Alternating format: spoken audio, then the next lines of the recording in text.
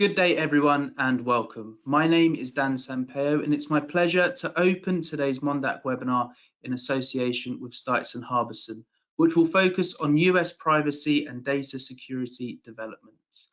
We are joined today by two brilliant speakers. Sarah Spurlock is co-chair of Stites Harbison's Privacy and Data Security Group and a member of the firm's Healthcare Services Group. Sarah regularly advises clients on a wide range of healthcare and privacy matters, including fraud and abuse laws, physician and hospital contracting, information privacy and security laws, and data breach prevention and response. Mari-Elise is a member of the Intellectual Property and Technology Group. Her practice concentrates on litigation involving intellectual property infringement and trade secret misappropriation, prosecuting trademark and copyright registration applications, litigating trademark opposition and cancellation proceedings, as well as negotiating and drafting licenses and other contracts that involve intellectual property or technology rights. Before I hand over to the team, a housekeeping item. You are encouraged to submit questions to today's panel by submitting them via the questions tab in the toolbar on the right-hand side of your page. You may send in your questions at any time, and we'll address as many as possible in our Q&A session at the end of today's presentations. Any questions that aren't answered will be sent on to our panel, who will be happy to follow up. It's now my pleasure to hand over to our panel. Thank you very much. Great, thank you, Dan. Thank you, everyone, for joining us. We're very excited to be talking with you today about US privacy and data security developments. I don't know if it's an occupational hazard or if some of you all are experiencing the same thing, but I feel like hardly a day can go by without a headline relating to some privacy or data security issue breaking the news. So there is a lot for us to discuss with you today. We are going to cover kind of three broad topics: US privacy and data security laws, sort of general update on where things stand. Then we're going to move on to FTC enforcement, some developments and trends and what we might expect to see in the coming year. And then what we're calling the COVID effect, kind of highlighting some disturbing trends that we've seen related to data security issues that really seem to have exploded over the past year. We are planning some time for Q&A, as Dan mentioned. We did get some questions submitted in advance, and we'll try to address those as we go through the material. And as he mentioned, if we don't get to your question, we're happy to follow up with people. So we are going to turn off our slides, our videos, so as not to detract from the slides.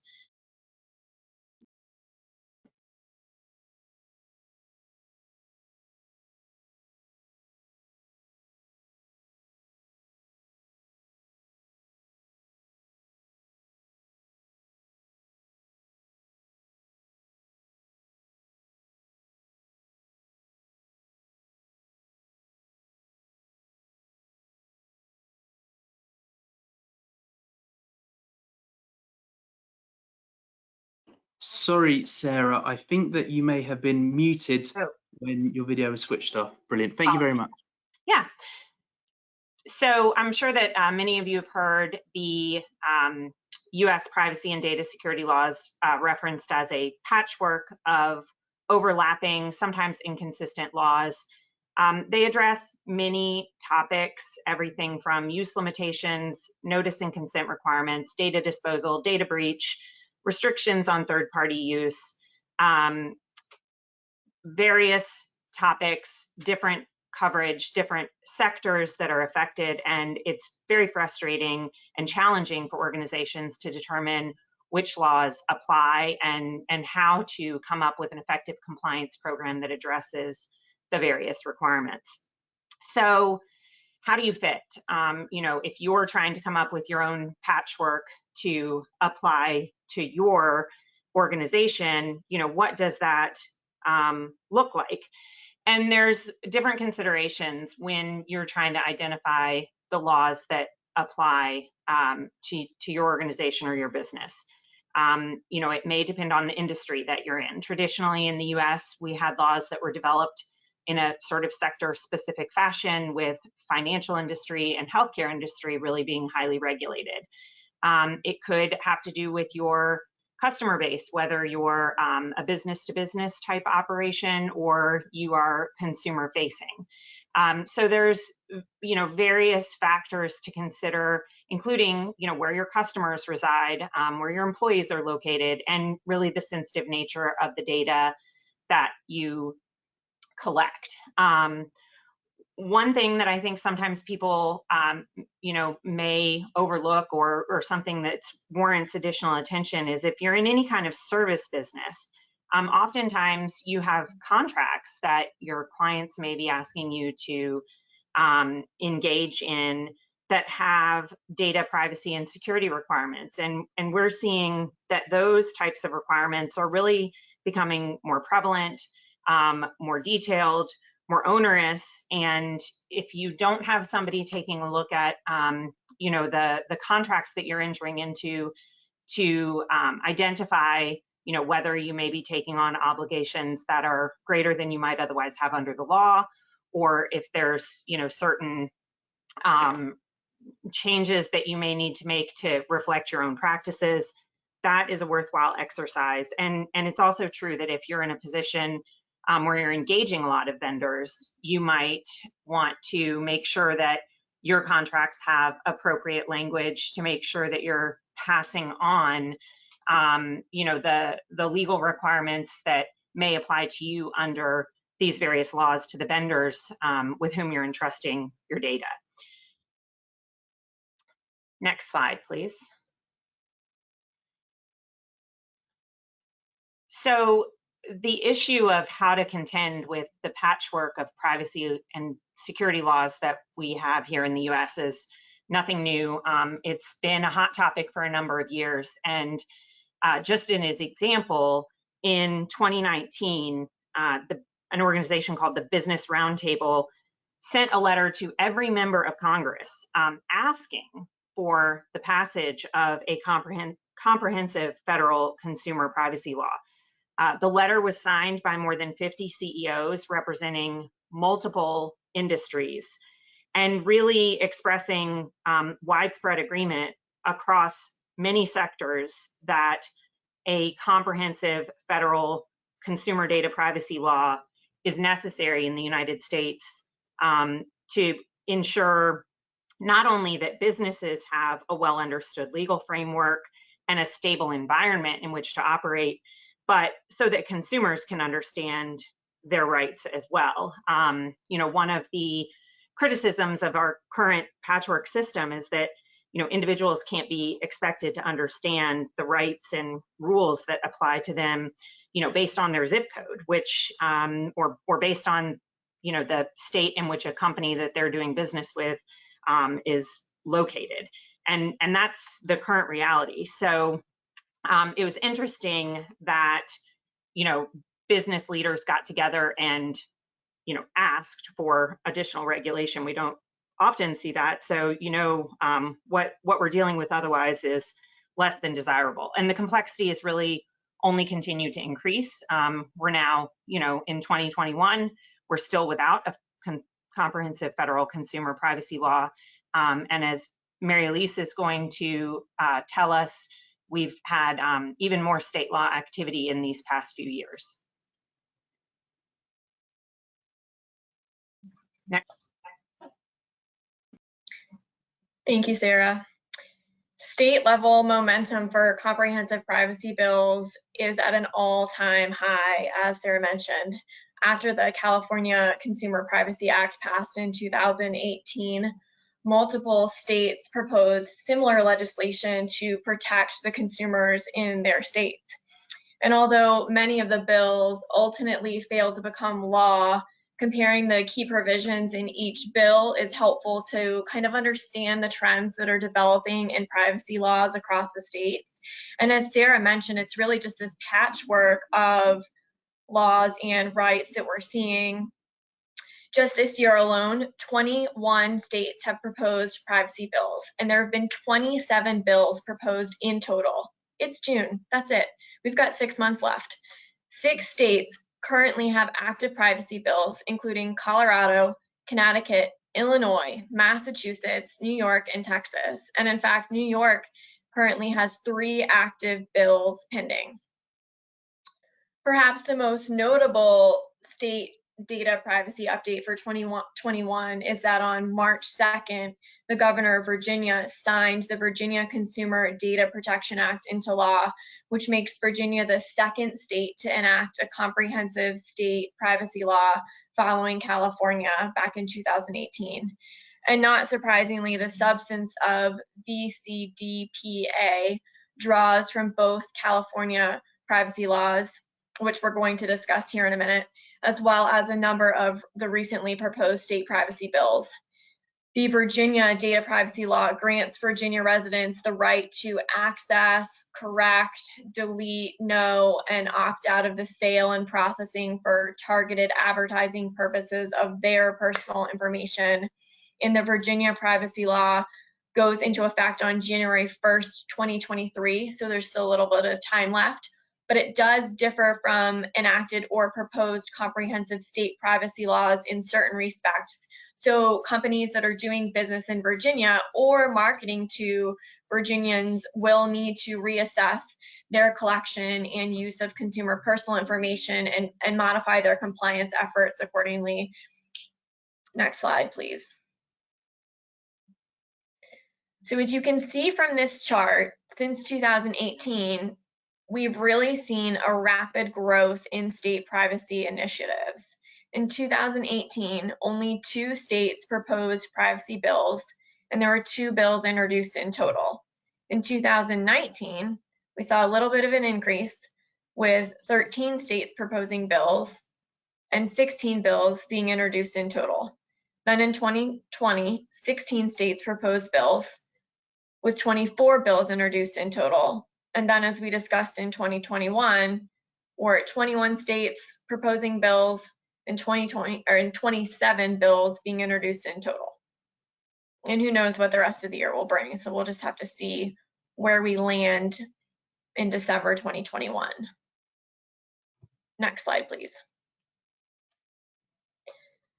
So this momentum really started back in 2018 with the California Consumer Privacy Act, which went into effect on January 1st, 2020, and enforcement by the California Office of the Attorney General began July 1st, 2020. The California Privacy Rights Act ballot initiative then passed in November 2020, and the majority of its provisions will become operative on January 1st, 2023. So we were all just wrapping our brains around CCPA, what it means, how it was being enforced, and then we were hit with this new CPRA and trying to understand what that means, what that's going to look like, and how that's going to impact businesses. CPRA will essentially replace and supersede CCPA, and it provides residents of California with additional privacy rights by enhancing CCPA. For instance, it's going to provide consumers with the right to rectification and the right to limit the use and disclosure of sensitive personal information. And sensitive personal information includes information such as social security numbers, driver's license numbers, biometric information, precise geolocation information, and racial and ethnic origin. And CRPA also includes a definition of contractor. So from a business perspective, the term contractor comes into play, and it includes obligations relating to contractors who process or otherwise obtain personal information pursuant to a written contract with a business. So if your business has contracts where it makes available a consumer's personal information for a business purpose, then you need to evaluate whether you are in compliance with CRPA. And then CPRA also creates the California Privacy Protection Agency for the provision of enforcement and guidance. And really, these are just a few of the highlights of the act, and there are multiple bills that are currently pending in the California legislature that will amend the act and otherwise impact how we and other organizations understand or approach the act. So we just don't know right now exactly what it's going to look like when it goes into effect on January 1st, 2023. And really, we could devote hours talking about the state of California privacy law. And Sarah, maybe that should be the subject of our next webinar together. But we'll have to move on discussing the trends that we are seeing generally in state privacy legislation. Next slide, please.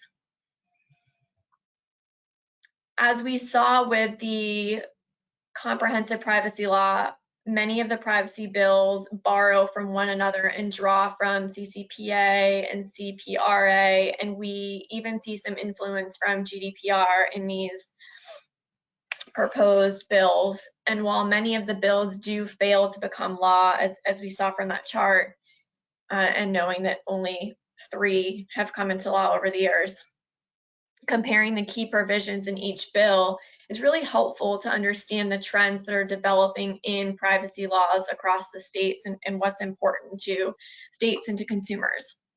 And the overarching trend is to provide consumers with more control over how their personal information is used and stored, and to impose more obligations on businesses regarding the collection and storage of data.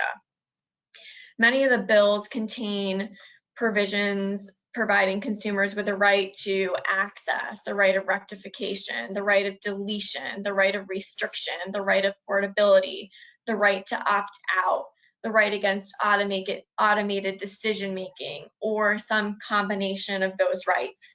Some bills also provide consumers with a private right of action. As for the obligations imposed on businesses, we're seeing notice and transparency requirements, risk assessment requirements, prohibitions on discrimination for a consumer choosing to exercise certain privacy-related rights. We're also seeing purpose and processing limitations. And again, not all of the bills have all of these requirements, but it's a patchwork of these requirements and some combination of these rights and obligations. We are also seeing adoption of biometric privacy laws. Illinois, Texas, and Washington currently have active biometric privacy laws. New York and Maryland have bills that will likely get passed as well. You probably have heard of biometric-based technology daily. Examples include facial recognition that you use on your iPhone to open your phone, voice recognition that you use on your Alexa. Maybe you have an Alexa that you use in your kitchen. Behavioral characteristics can also be considered biometric data, like a person's handwriting or keystrokes. And as biometric technology continues to advance, of course, it sparked more privacy concerns, since misuse of this information can lead to really serious issues like identity theft. And logically, when biometric data becomes compromised, it can never be a completely secure method of authentication again. Practically speaking, you can't really replace your fingerprints. Once they're stolen, you can't replace them like you would order a new credit card or something. So this is why we're seeing, and we think we're going to continue to see, a trend of states enacting biometric privacy laws. Illinois was the first state to enact a biometric privacy law. That was back in 2008, and it has been and is currently a flurry of a venue for a flurry of activity for litigation involving the privacy law in Illinois.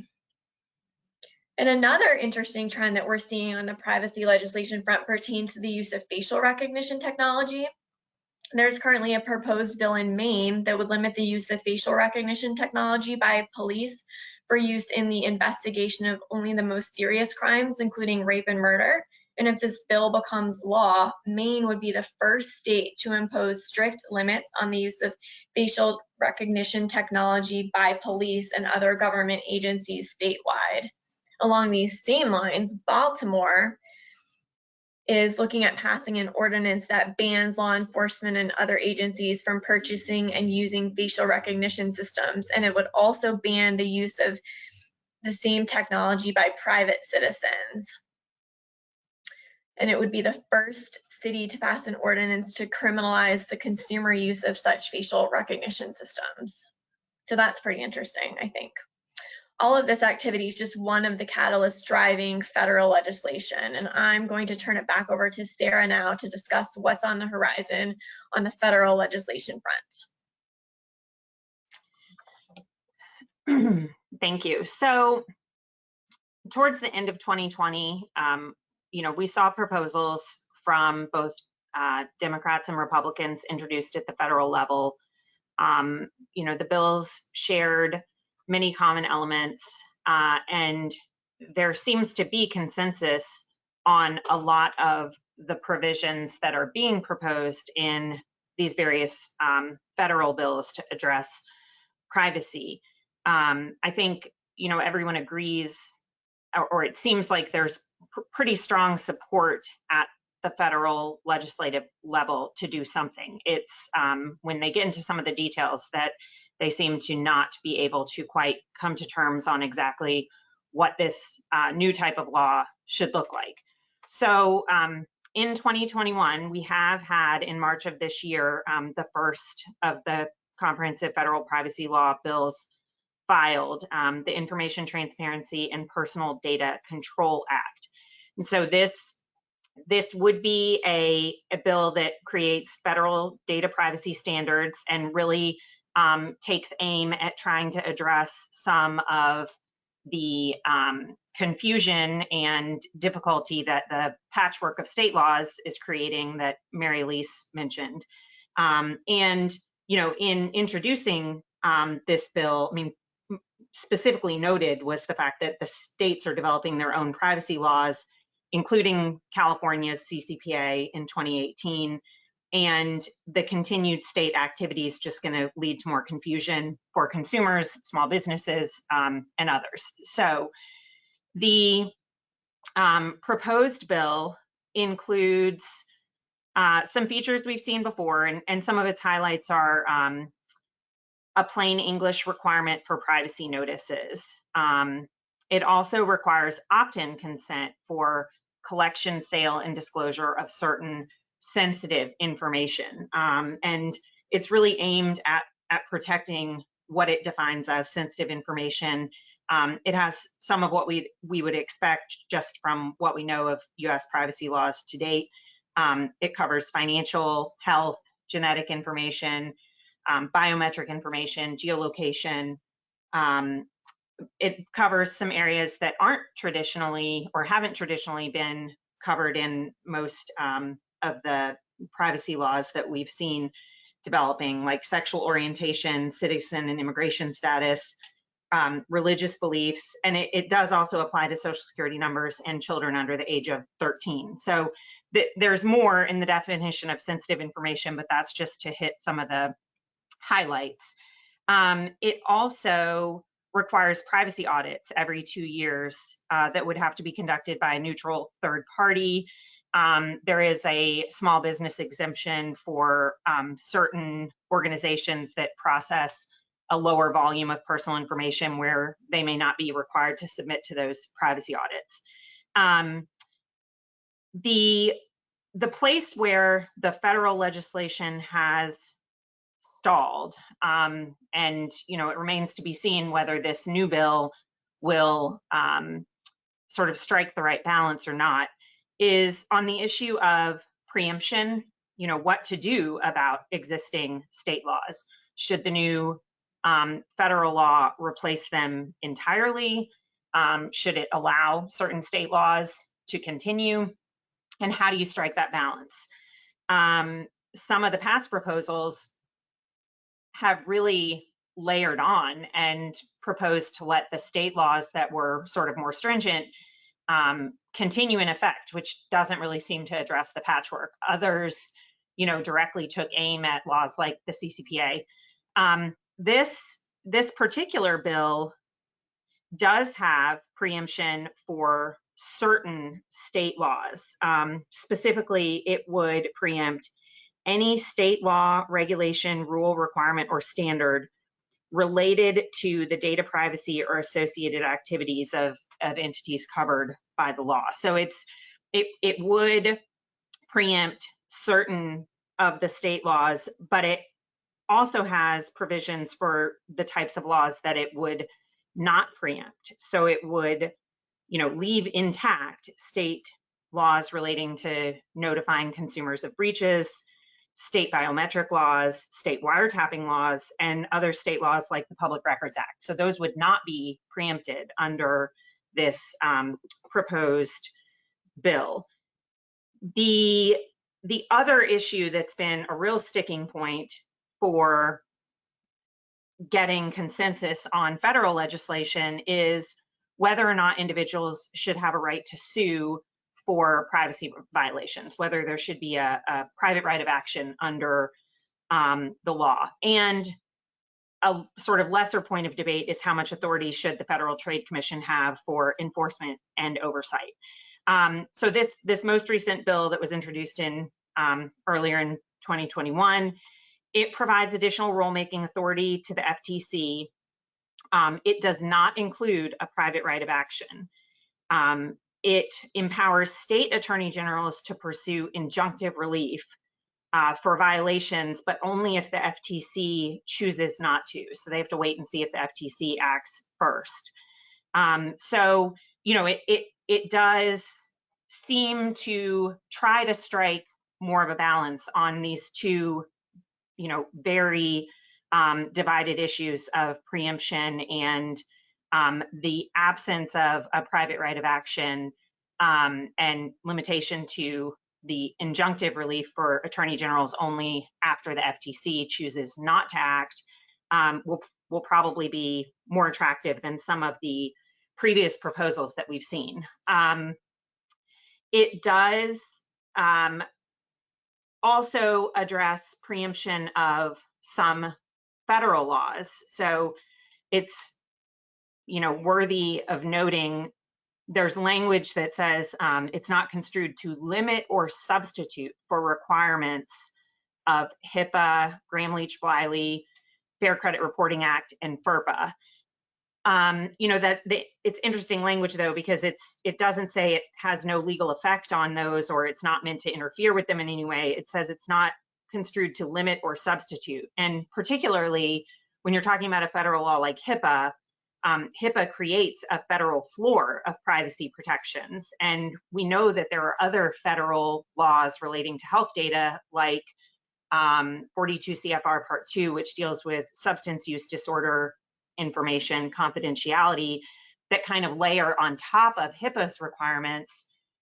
This bill does include health information in the definition of sensitive information, and that opt-in requirement at least raises an interesting question whether this law would layer on top of HIPAA with respect to health information in some regards. So that's definitely something to watch as this progresses.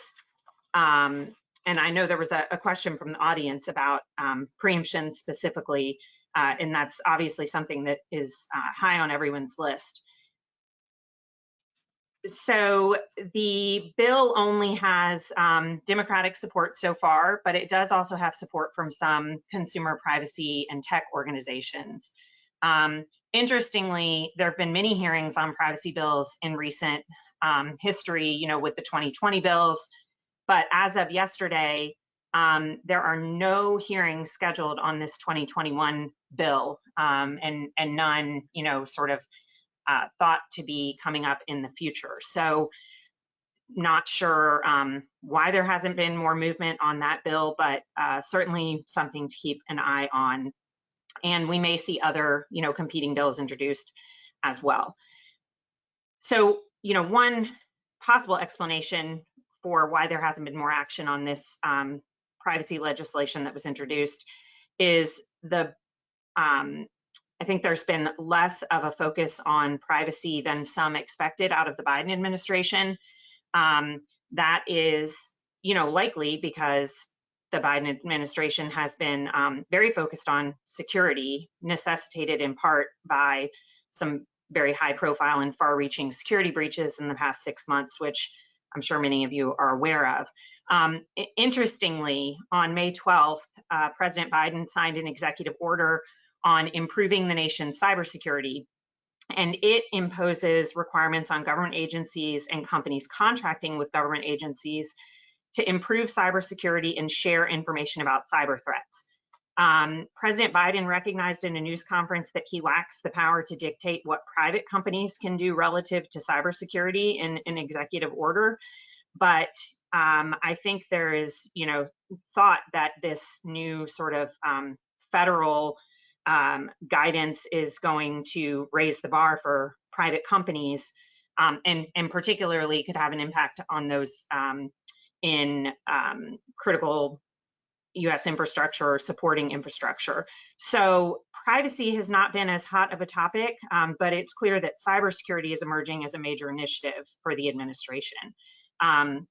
Another noteworthy development in that regard, there was a security directive from the Transportation Security Administration on May 28th requiring pipeline cybersecurity enhancements. And this is really interesting because it requires owners and operators of gas pipelines to designate a cybersecurity coordinator and report security incidents like the discovery of malicious software within 12 hours of identifying the incident to the Department of Homeland Security. And 12 hours is not a lot of time when you're for anybody who's dealt with breach notification or security incident notification. I mean, 12 hours is like a blink of an eye.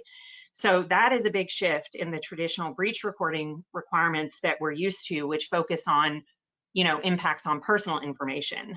This is taking aim at impacts on, pipeline operations, and it doesn't take a lot of imagination to see how that could be a trend that spreads to other critical industries to have more sort of general reporting obligations related to operations issues as opposed to impacts on personal information. So that will definitely be something to watch, in terms of federal action in this area. Next slide, please. So now we're going to get into FTC enforcement and continuing the theme of significant developments. In April, the U.S. Supreme Court issued a significant blow to the FTC's enforcement powers in this AMG capital management decision, where they invalidated the FTC's long-standing sort of use of a certain section of the FTC Act under which they would obtain equitable remedies like disgorgement of funds and restitution that resulted in, monetary relief that could go back to individuals who were injured by violations of the FTC Act. And the FTC used it in leverage and negotiations as well, including in privacy and security related matters. So I think the thought is that this decision is really going to drive the FTC to come up with new and creative and aggressive tactics for enforcement, including in privacy and security matters. There's also indication that they plan to partner with state attorneys generals to pursue privacy matters. The state attorneys generals typically, and generally do continue to have enforcement authority with monetary relief. So the FTC is saying that they'll be more frequently and more enthusiastically involved in those actions. And they've also appealed to Congress for a legislative fix to reinstate the powers that they lost under the AMG capital decision. So no reason to think that the FTC is going to slow down in this area. We expect aggressive activity and maybe even use of a tool that they've not typically used, which is their rulemaking authority.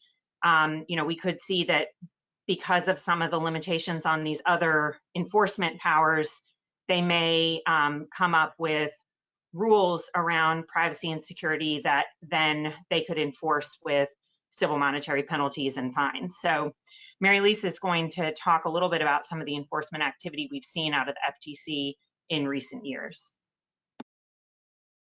Thank you, Sarah. In the absence of comprehensive federal privacy legislation, the FTC has generally relied on enforcement actions to stop legal violations and require companies to take steps to remediate their unlawful behavior. And this has included the implementation of comprehensive privacy and security programs, the biennial assessments by independent experts, monetary redress to consumers, the deletion of illegally obtained consumer information, and the provision of transparency and choice mechanisms to consumers. And if a company violates an FTC order, the FTC can seek civil monetary penalties for these violations. In some instances, the FTC can seek monetary penalties for violations of certain privacy statutes and rules, including, for instance, the Children's Online Privacy Protection Act, which we're going to discuss a bit later. So using its existing authority, the FTC has brought hundreds of privacy and data security cases to date. In all of its privacy and data security work, the FTC's goals remain consistent, which is to safeguard consumers' personal information and to protect consumers from illegal practices. The FTC has brought enforcement actions that address a wide range of privacy issues in a variety of industries. And in total, over the last 20 years, the FTC has brought more than 130 spam and spyware cases and approximately 80 general privacy lawsuits. In 2020, the FTC announced a settlement with Facebook, which piqued the interest of many consumers, since so many consumers use Facebook and have particularly strong feelings about Facebook's privacy practices. Last April, the United States District Court for the District of Columbia approved a 2019 settlement between Facebook and the FTC and the U.S. Department of Justice. The complaint against Facebook had alleged that Facebook violated the FTC's 2012 order against Facebook by misrepresenting the control that users had over their personal information, and which tens of millions of Facebook users relied on. The complaint also alleged that Facebook had failed to institute and maintain a reasonable program to ensure consumers' privacy, and alleged that Facebook deceptively failed to disclose that it would use the phone numbers provided by users for two-factor authentication for targeted advertising to those users. So when you would log into Facebook, a lot of times Facebook would say, provide a phone number for increased security purposes, but in reality, Facebook was providing, maybe it was for that purpose as well, but then Facebook was also providing that phone number for the purpose of targeted advertising as well, and failing to disclose that to users. So the Facebook order imposed an unprecedented $5 billion penalty, as well as a host of modifications to the 2012 order that was designed to change Facebook's overall approach to privacy. And this $5 billion penalty that was imposed by the FTC,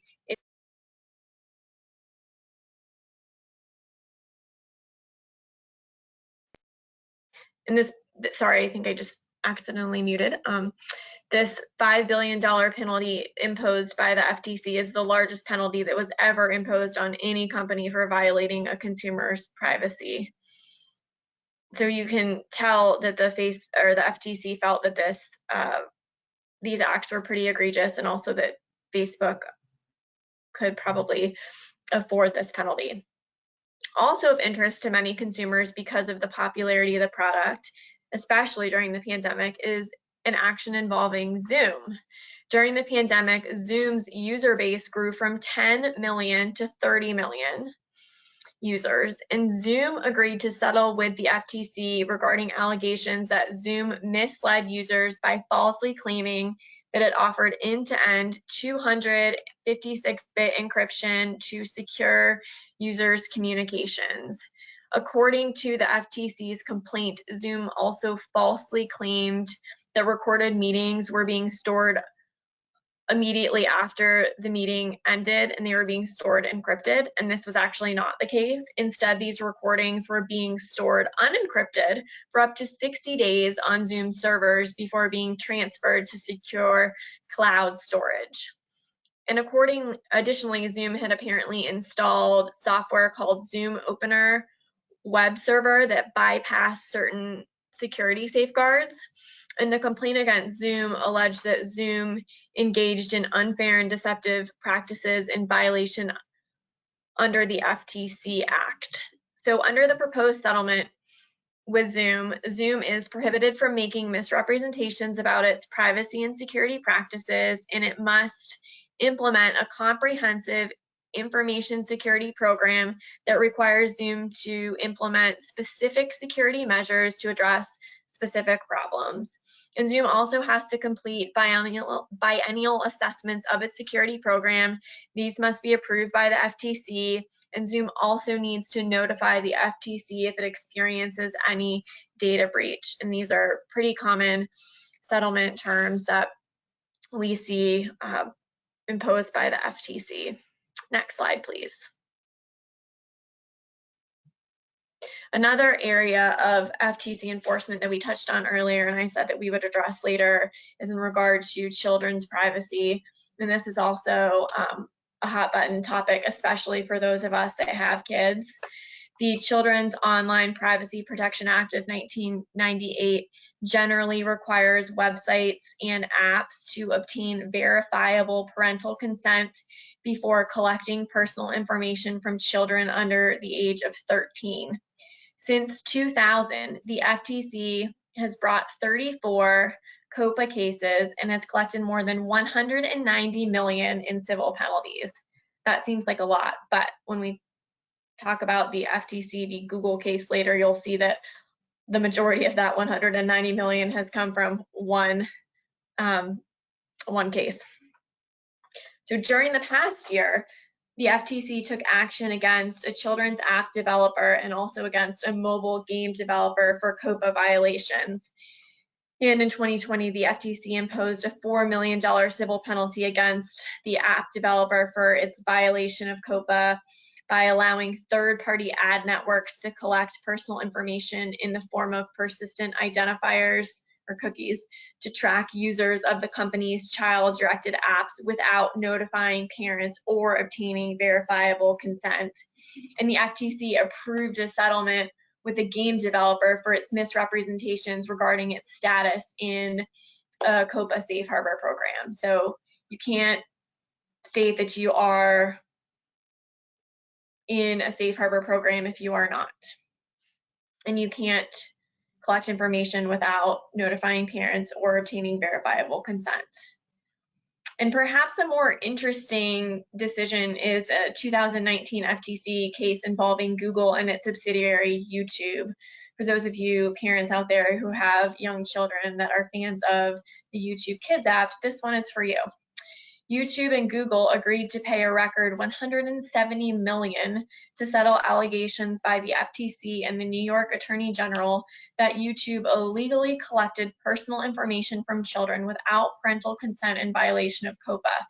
This penalty is by far the largest penalty ever obtained by the FTC in a COPA case. And in its complaint, Google and YouTube allegedly violated the COPA rule by collecting personal information in the form of cookies that are used to track users across the internet without first notifying parents and getting their consent. And YouTube had earned, as you can imagine, millions of dollars by using cookies to deliver targeted ads to the viewers of their channel. COPA requires that child-directed websites and online services provide notices of their information practices and obtain parental consent prior to collecting personal information from children under 13, including the use of cookies to track a user's browsing habits for targeted advertising. The settlement also prohibits Google and YouTube from violating COPA and requires them to provide notices about their data collection practices and obtain verifiable parental consent going forward. So as the mother of a child who really likes the YouTube Kids app, I will definitely be paying closer attention to this going forward. Next slide, please.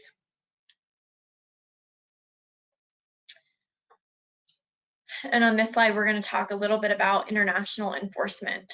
For decades, the FTC has used its enforcement powers to ensure strong privacy protections for consumer data subject to international data transfer mechanisms such as the EU, U.S. Privacy Shield framework. And as you might be aware, last July, the European Court of Justice issued a judgment invalidating under EU law the European Commission's Privacy Shield adequacy decision, finding that the EU-US Privacy Shield framework inadequate under EU law. The Swiss Federal Data Protection and Information Commissioner followed suit and adopted the European Court's decision. However, the FTC has taken the position that companies should continue to comply with their ongoing obligations with respect to transfers made under the Privacy Shield framework, and the FTC has encouraged and continues to encourage companies to follow the privacy principles underlying the Privacy Shield framework. And the FTC has made a point to state that although the European Court of Justice invalidated the Privacy Shield framework under EU law, that decision doesn't affect the validity under US law of the FTC's decisions and orders. And it's taken the position companies, can't misrepresent their compliance with or their participation in the Privacy Shield framework, nor can they misrepresent participation in any other privacy or data security program sponsored by the government or any self-regulatory or standard-setting organization.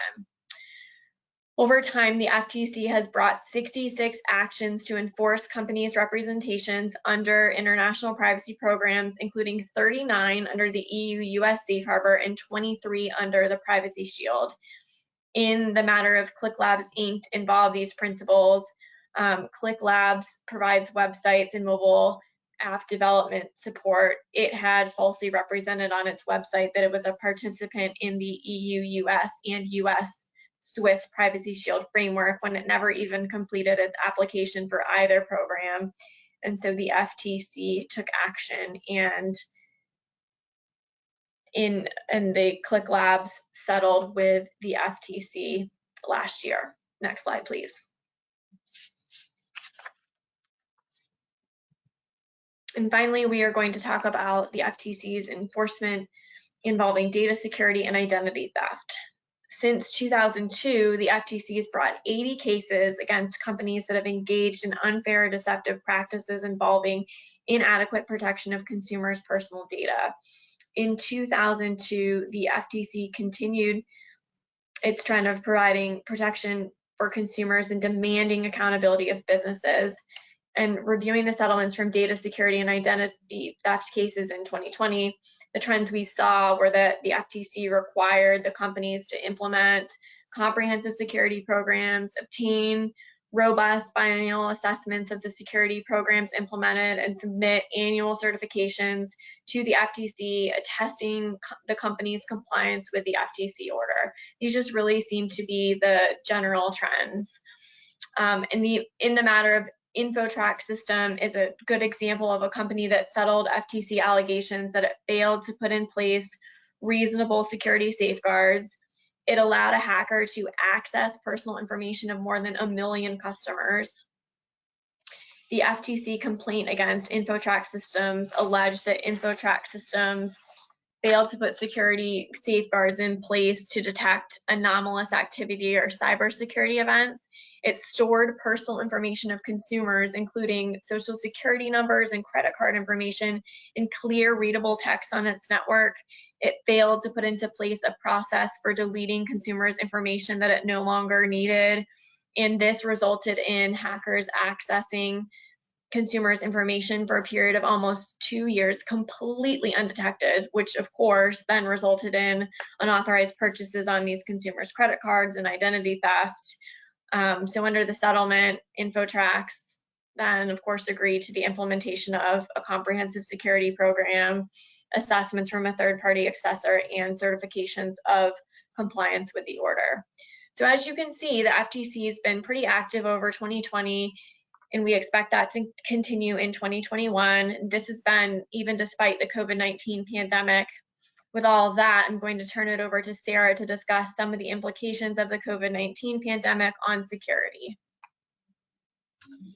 Thank you. So this brings us to our last topic, the COVID effect. So among a lot of the things that we've all had to deal with in the last year with COVID-19 and the pandemic. One issue that has emerged, I think, is workplace fatigue and stress and burnout among workers. The CDC published an article on COVID-19 and workplace fatigue, noting issues with physical and temporal work boundaries between work and life, home life for businesses that had to shift to remote work situations, in some cases overnight, as contributors to stress, burnout, and fatigue among the US workforce, at least, and I'm sure globally. But the Society of Human Resources Management in March of this year issued a report indicating that stress and burnout among workers increased significantly during the pandemic, with as much as 76% of US workers experiencing burnout. So what does this have to do with data security? Fatigue, stress, burnout, those can be contributors to slowdown in reaction times, poor attention and concentration. It's often associated with, a risk of workplace injuries. But in terms of data security, it can also increase the risk that your workforce could be victims of a phishing campaign or some other social engineering scheme that could lead to a security compromise of your organization. And there were plenty of criminals who, saw this opportunity and took advantage of it during the pandemic. You can see how an email, purporting to come from a benefits manager at your company with an urgent warning that your employee is going to lose their health insurance coverage if they don't, click on some link or fill out some form or put their access credentials into a phony website, might be enough to sway a stressed and tired worker to follow the instructions and introduce malware into your organization systems. And we saw a big increase in risks with email in 2020, which I'll cover in a minute. But I think, in some cases, the effort to keep businesses running may have resulted in some, necessarily just not enough time to give it attention to security related to new vendors or technology platforms that were needed to keep the workforce going and operations going when the pandemic hit. Next slide, please. So Mimecast is a company that provides email filtering. So, you can get technology where emails that come into your organization can be detected for known threats and quarantined and hopefully never make it to your employees' inbox, which can be an effective way to cut down on some of these attacks. But they issued a report indicating a 64% increase in the threat volume in email in 2020 compared to 2019. And employees clicked on malicious emails 3 times more during the pandemic than they did prior to the pandemic. One of the things that people reported seeing more of were spoofing emails. And this is where cyber awareness training really becomes important because we no longer see emails with misspellings and broken English, saying you've won a Caribbean vacation. You can't underestimate the sophistication and the links to which these attackers will go to create really undetectable emails that appear to be coming from a trusted contact or someone else in your organization. I mean, they can just make it look like it's coming from the email address of a legitimate person when it's not. And if your employees don't know that that's a possibility, that's a real vulnerability because that's a way that a lot of these attacks are being crafted. They even do research on people in various roles to craft emails that would make sense, like an executive to someone in the payroll department asking for sensitive personal information, or other sort of social engineering techniques to increase the level of sophistication of these campaigns. So despite the fact that 7 out of 10 companies reported a concern about employee behavior increasing security risk, Mimecast reported that only 1 in 5 companies that responded to their survey were actually providing cyber awareness training to their workforce. So that is definitely something to consider. You know, one thing that you can't prevent against, you can't buy technology to combat it, is, you know, human error. So you can have great firewalls, you can have lots of, you know, expensive software to protect your systems, but if your employees are unknowingly giving their legitimate access credentials to criminals, that's a problem. So your employees need to know the risks in this area. Next slide, please. So I used to talk about the industries that were sort of high risk, healthcare, financial sector, because they had data that was sort of intrinsically valuable and could be sold on a black market. With the invention of ransomware and the increase in ransomware, any business that you know, has data or uses any kind of technology in its operations is at risk. And that's because all they have to do is deny you access to your own systems, your own ability to continue operations, and that is, you know, enough leverage in some cases for people to have to pay a ransom. So ransomware is, you know, malicious software that, you know, typically encrypts systems, locks you out of files, and, you know, can really shut down an organization's operations altogether. Mimecast reported 6 in 10 companies suffered a ransomware attack in 2020. And of those that had to pay a ransom, which was about half, only 2/3 actually got their data back. So surprisingly or not surprisingly, the criminals aren't always honest in returning data. So safeguards to prevent these attacks from happening in the first place really need to be paramount, because they are, you know, debilitating, and often recovering is very difficult. Next slide, please.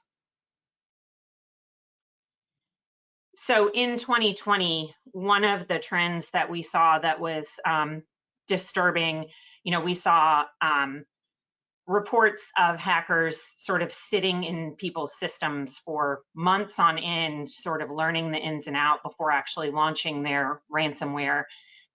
You know, obviously that didn't become apparent until after the attack had occurred and there was some forensic investigation. But longer periods of reconnaissance, bigger targets, unregulated industries, and one trend that really increased in 2020 is data exfiltration. And this is where, you know, when they infect your systems, before they encrypt everything and sort of alert you to the fact they're there, they take a big, you know, export of your data. And in addition to denying you access to your systems and your files, they threaten to publish it. And between the first and fourth quarters of 2020, some estimates put that increase in attacks that involve data exfiltration from 10% at the beginning of the year to nearly 75% by the end of 2020. Law enforcement has become really paramount in dealing with these attacks, in part because the Office of Foreign Assets Control in October of last year issued an advisory alert that paying a ransom to a criminal threat actor that's a sanctioned entity or operates in a sanctioned jurisdiction, and any entity that facilitates those payments, like financial institutions, cyber insurance firms, could be in violation of OFAC regulations and subject to civil monetary penalties. So, you know, checking the sanctioned parties, you know, or trying to identify whether your attacker is a sanctioned party or from a sanctioned country is really paramount before considering paying a ransom. And they've indicated that if you contact, you know, law enforcement, self-initiated, timely, and report your ransomware and work with law enforcement to identify whether you're dealing with a sanctioned party, that could be a mitigating factor in the issuance of OFAC civil monetary penalties. Next slide, please. So I know we are running short on time, but I do want to identify some steps that organizations can take to try and combat some of these attacks from occurring in the first instance. And there is now recognition that ransomware is a global problem. There's a ransomware task force that is a combination of private industry, government, law enforcement, international organizations that are making recommendations to disrupt the ransomware model and to mitigate its impact globally and here in the United States. And one of their recommendations in a report they issued in April 2020 is to develop resources to help organizations improve their security. And I thought it was interesting because they note that a little can go a long way in improving security in a few key areas. And in particular, they mentioned two-factor authentication and security awareness education for your workforce. Those can, decrease the likelihood that somebody can actually infiltrate your network in a number of the types of attacks that we see. Next slide, please.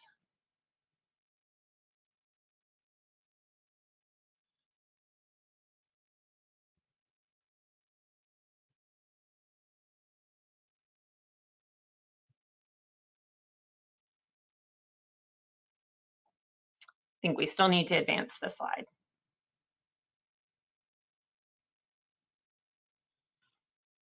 So I'll leave you with some safeguards for remote work for those organizations that still have people who are working in part from home or returning to the office.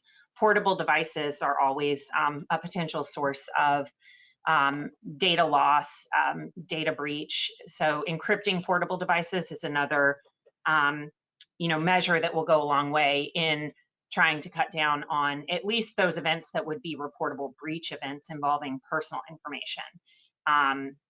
Next slide, please.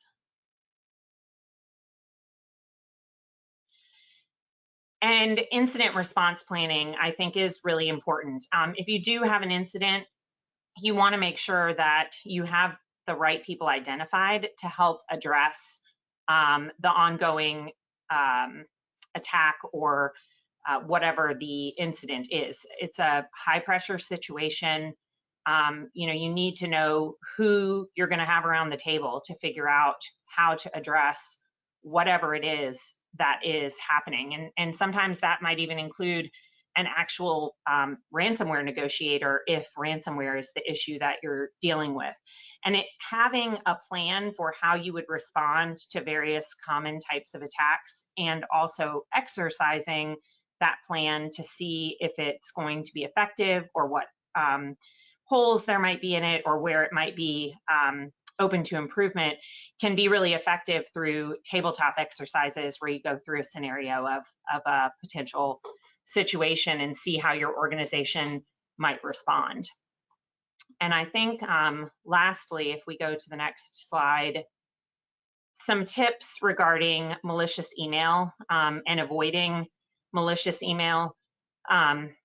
These are at least a start for education for your workforce in terms of what to look out for. One of the things that's really critical that we stress is if you're in doubt, pick up the phone and call someone. And before you wire that money or send that personal file or open that attachment or give away your credentials, I think most organizations would rather have somebody ask and verify than act quickly and cause some kind of issue for the organization.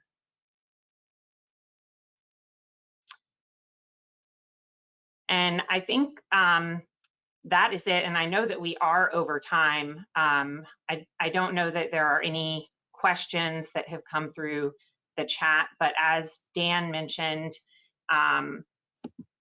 we would be happy to follow up with people on any questions that have been submitted.